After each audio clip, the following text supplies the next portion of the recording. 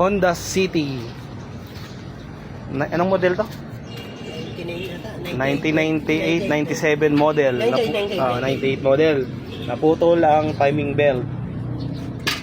Ngayon, ang timing belt niya, ito na. Parang nilamukos na champoy. Ngayon, nahanap ko ang dahilan, ang maaaring dahilan ng pagkaputol. Kasi parang bago naman siya. Ang isa pa nakita ko, bro, parang hindi nagpalit ang tensioner. Tensioner bearing. And tensioner bearing. Luma. Ayan o. Ayan. Luma yun.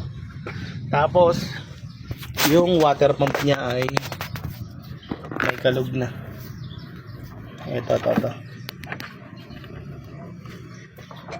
Ayun. Ito yung maingay oh.